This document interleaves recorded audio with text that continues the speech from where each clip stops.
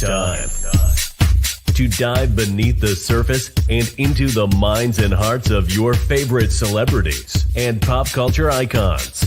Welcome to Up and Adam. Hi, guys. Welcome back. I feel like I haven't done a live in a few days. This actually really excites me. Let me see. Make sure that this is all good. All right. We're at it. I'm excited. Okay. Wow. Guys, not doing a live and doing all these pre-records, it makes me miss everybody so much. I just want to say that. But there's been so much Bravo news coming out that it's just like, I can't help myself. I just have to be a part of it. I love Bravo. I love Bravo News, and I love sharing it with you guys. Today, we're here to talk about Southern Charm, which has been an awesome season so far, I think. It's been the first season that really has sucked me in. But I'm sure you guys have your opinions, and maybe even we'll be able to steal a Blobby for a second later, because I'm sure she has opinions too. Guys, if you haven't already, make sure you hit that like button, and let's get some more eyes on this. And with that being said, let's get started. Okay, so we hit this episode with so many different dynamics going on, but most importantly, I think the biggest storyline of this episode was probably Kathryn Dennis's unfortunate remarks. Guys, we know that Kathryn was under a lot of scrutiny because she had some insensitive monkey emoji on social media in response to, I mean, she honestly shouldn't have responded anyways. It doesn't matter. There's really no excuse for this, but she did, and it was a problem. I'm going to go ahead and drop this link. I'm sorry that I got flustered, guys. I was doing a video right before this, and then all of a sudden it was like, go time. So, okay. So Kathryn, we're going to end up getting to later, but let's do the build up before then. And I did drop the link if anybody wants to call in and join me on this conversation. All right. So Madison's mom and sister end up visiting her, and it seemed like it was going good at first. They sit down, they start having margaritas, they're having a nice lunch, and it's really all they could do right now during coronavirus and COVID. It seems like it's been a while after COVID started when we see them in this scene. I think we're probably in May or June at this point. But when they sit down, they just wanted to catch up and see, Madison, how have you been? Madison goes on to tell them, like the shops, shut down, and this is whatever. I'm super busy with Hudson, blah, blah, blah. But then all of a sudden they ask her about Austen and she loses her appetite. It seems like while they're in COVID or going through COVID and the whole pandemic process of shutting down, Austen's just been a party boy on IG Live, kind of getting it on with Craig, and Madison's really been taking care of herself and her son. It looks like she was doing a juice cleanse, and she just seems like she really has her stuff together, almost as if she's in a completely different space than Austen. And I don't think that that's news to any of us at this point. Austen's obviously a self-proclaimed party boy, and he's trying to get his stuff together. He has his beer company that just lost 46% of their inventory, so he's trying. And hey, if you try starting a business during the pandemic, listen, we got to give them a little bit of credit, right? Or maybe wrong. I don't know. It looks like Madison's family is not really on board with Austen. It seems like they like him, but maybe not for her, just because she's in a different place in her life. Madison ends up talking about how she has a 5-year plan and she sees different things for herself in the future. And I don't know if she is necessarily going to get that from Austen. She was talking about how she's about to make this big fun birthday party for Austen, and it's going to be kind of a small get together, but it's going to be on a little private island and you have to take a boat to get to it. She got a party planner and everything, so she's really going out of her way. Obviously, it looks like those plans are going to kind of take a wrench by the end of this episode when we find out that Austen has COVID, but we'll get to that soon. Okay, guys, 116 in the room. Go ahead and hit that like button. Let's get more eyes on this. And I'm sorry for being flustered this morning. Not a Madison fan either. Okay. Well, let's keep it moving. I won't talk about Madison. I want to talk about Austen, though, because he also had to sit down with his family, and he met up with his mom, his dad, and his sister. When he met up with his family, they're asking him, how have you been? And his sister seems so uncomfortable even being there in the first place because she comes from New York and she's taking this coronavirus thing very, very seriously. Unlike a lot of the other people who are just really kind of laughing it off almost. I don't want to say laughing it off, but they're just not taking it to the same regard or if that even makes sense. I mean, they're just not on the same level. Everybody seems like they're pretty torn with the pandemic and Corona.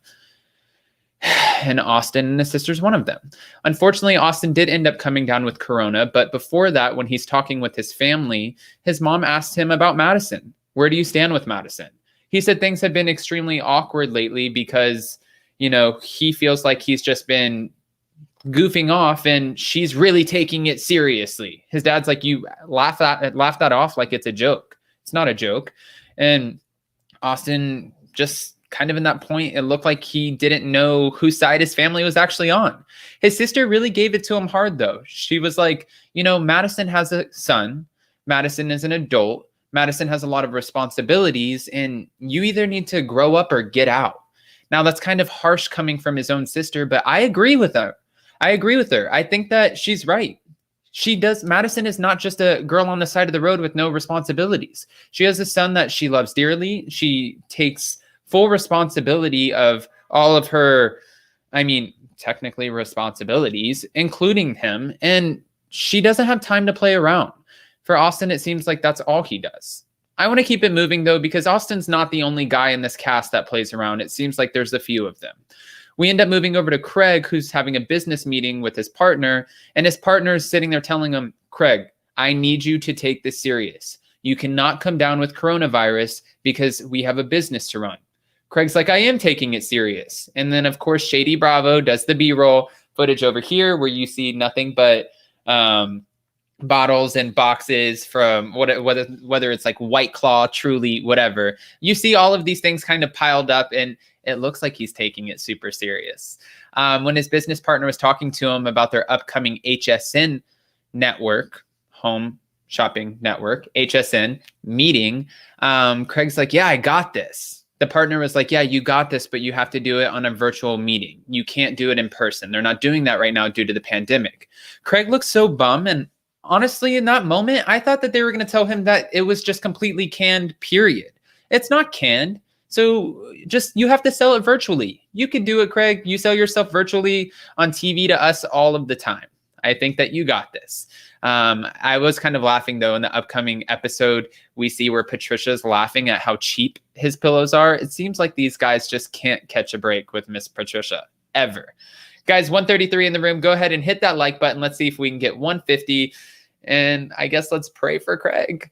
Speaking of Miss Patricia, she's so kind of off the wall and funny, I guess. When she's walking out of the house, and of course she always has her butler with her, she's wearing this skirt, and he's like, well, that's very indecent of you. And I'm thinking in my head, like, whoop, you're about to get fired. But no, they have a special bond, and they actually quarantine together.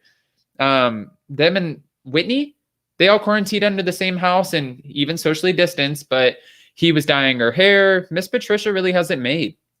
Miss Patricia gets in the back of her Rolls Royce and decides that she doesn't need to wear a mask, but she wants him to drive her around slowly. That way she can just take it in and enjoy her time out. She wants him to make sure that there's tons of wipes, hygienic wipes, tons of masks. I don't really know what Miss Patricia really does for herself anymore, aside from manipulating the storylines within this whole franchise. I think that's really Miss Patricia's job at this point. Otherwise, I think everything else is pretty much taken care of, just to be fair. We do see where Leva and Danni end up having a conversation, because Leva calls Danni asking, have you heard from Kathryn? Hold on, I'm going to go ahead and drop this link really quick. See if anybody wants to call in.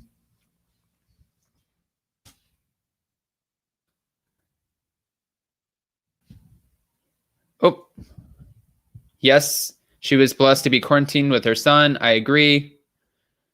Patricia's mad because she asked Craig to go in the pillow business and he did not take her up on that. I did not know that. Wow. You guys have all the tea. Okay.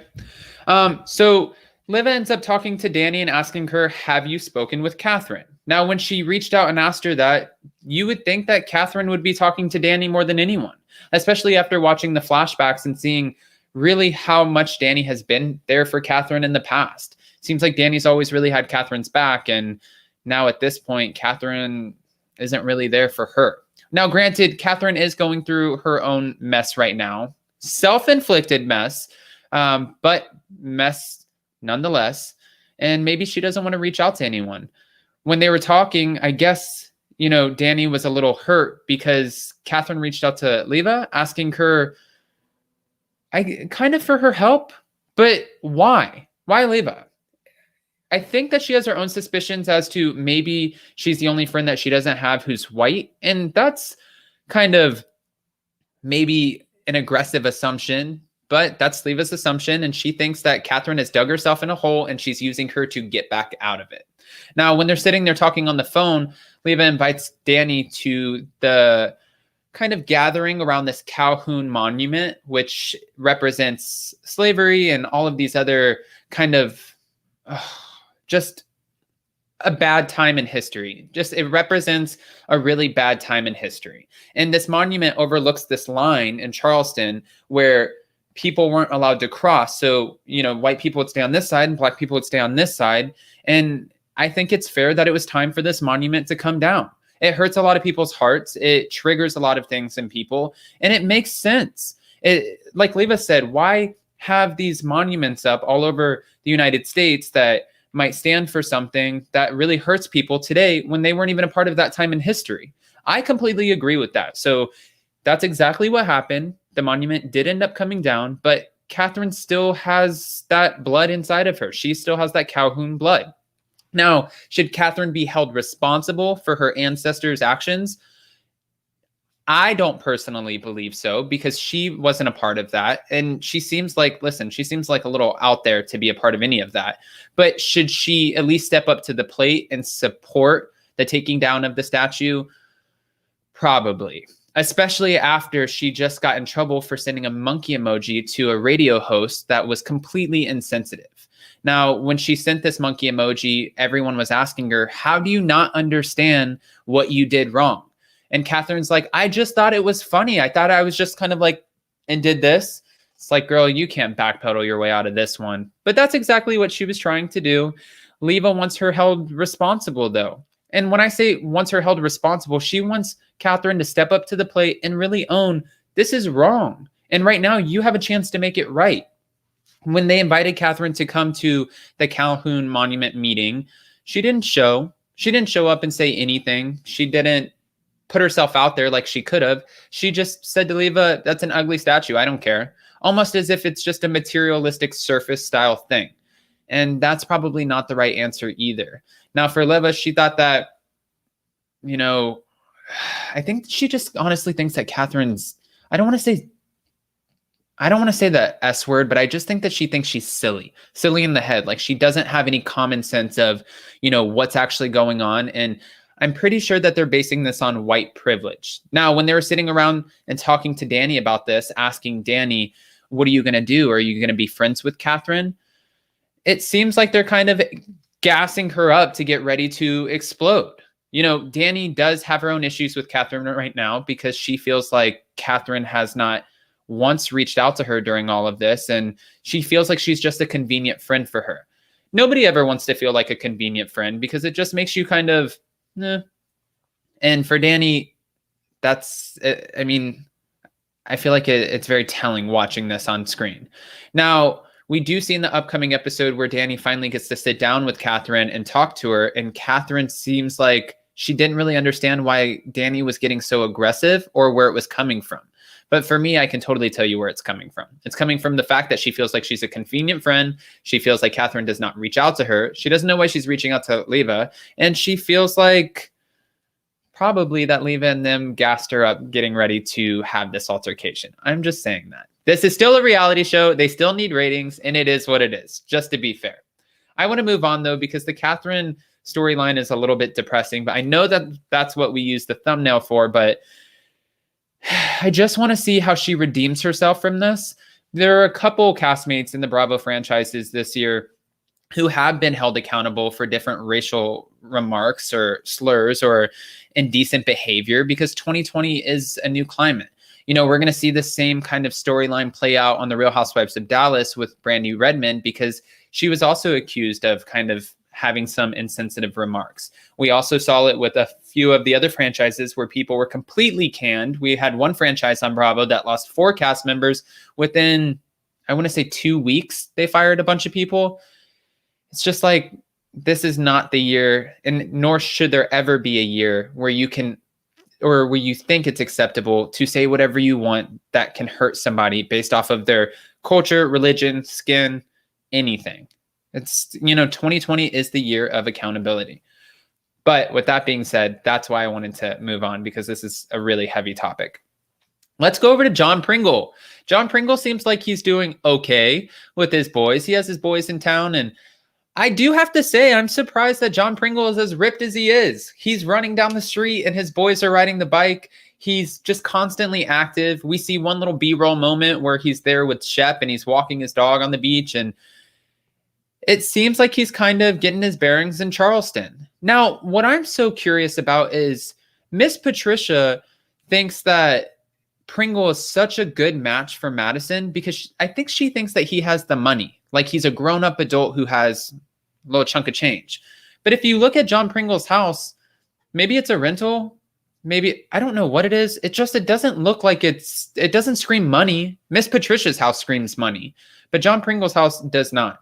However, it does look like he's a good dad with his boys, even though it might be easier to be a good dad when you only see your kids twice a year, which that's no shade on John Pringle because we don't know the situation. But we do know that his kids do live in San Diego with his ex-wife, and it's kind of, I think it's just kind of easier to have them twice a year as opposed to having them all year. Again, I'm not a parent, so I don't want to sit here and disparage John Pringle, but I'm sure you guys have your own opinions about this. Let's move on, though, because John Pringle is not the only person on the cast that we have to talk about. Who else is there? There's Kathryn, who's going through the racist stuff. There is Craig, who is on the verge of his home shopping network, virtual whatever.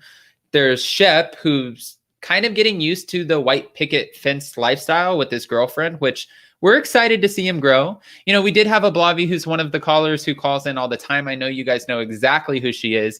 And last time we were recapping Southern Charm, she suggested that Shep needs to find a woman who's going to accidentally get pregnant, and lock him in. I don't necessarily think that that's the best way to go at all. I don't think you should force somebody to end up growing up by tricking them into having a baby, but Ablavi had her opinions, and maybe some of you guys agree with that. I'm not sure. I don't know if Shep's necessarily ready for a baby, but it seems like he's making the baby steps into moving into a real relationship. When he's with his girlfriend, he was stuck with his girlfriend during quarantine, it looked like everything went well.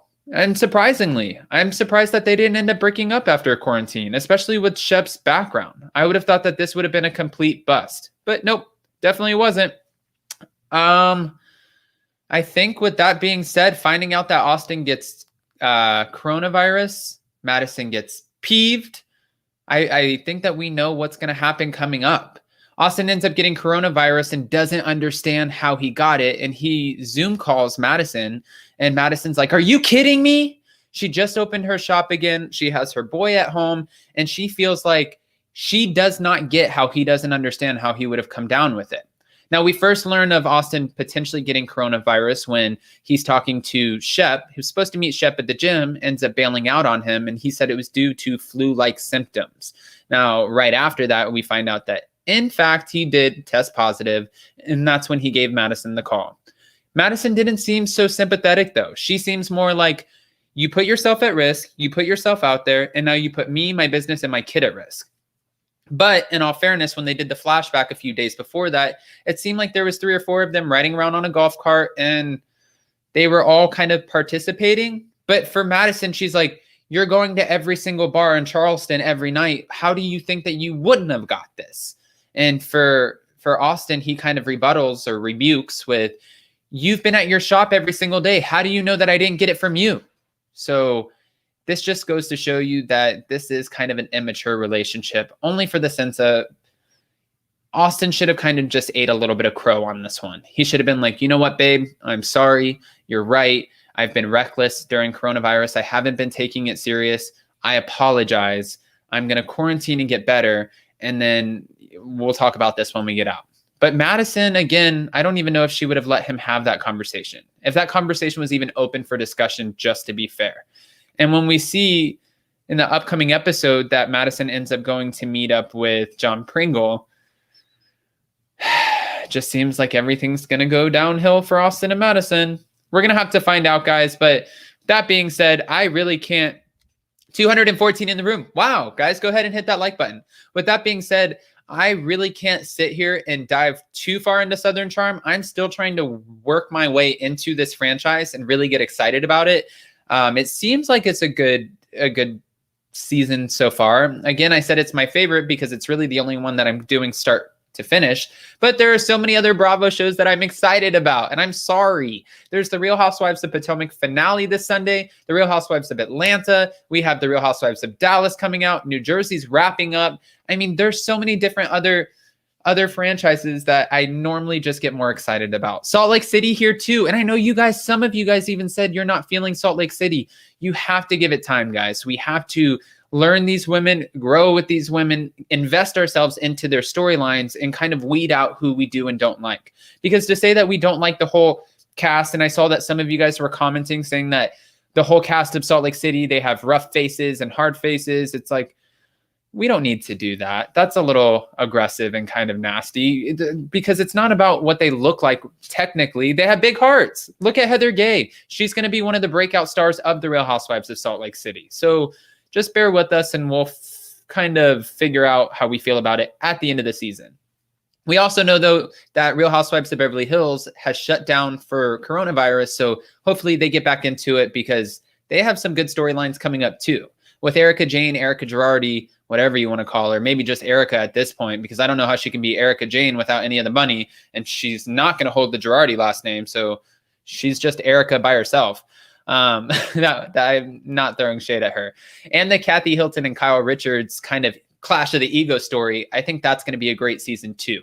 And hopefully, because the Denise Richards kind of gang up last year, that was trash. And then the Puppygate, that was trash. So I think it's time for real authentic kind of what's going on in Beverly Hills. You can't hide it from page 6 kind of moments. And this season, I feel like that's what we're going to get. I know that you guys aren't super excited about this season of The Real Housewives of Orange County, but Kelly Dodd did just go on Watch What Happens Live and slam Bronwyn for her fake and contrived storylines. If you guys didn't see it, I'm dropping a video literally in less than 3 minutes after this, and you guys can watch it and see what you think. With that being said, guys, if you haven't already, hit like on this video. I'll see you guys soon. And today we're doing pops off on pop culture. I'm going to take all the box lights, take the camera, take the laptop, take everything, and we're going to head over to Pop's house, Jason and I, and we're going to film pops off. So I think that's going to be around 3 p.m. EST, which is 12 p.m. On the West Coast. We'll see you guys then. Bye, guys.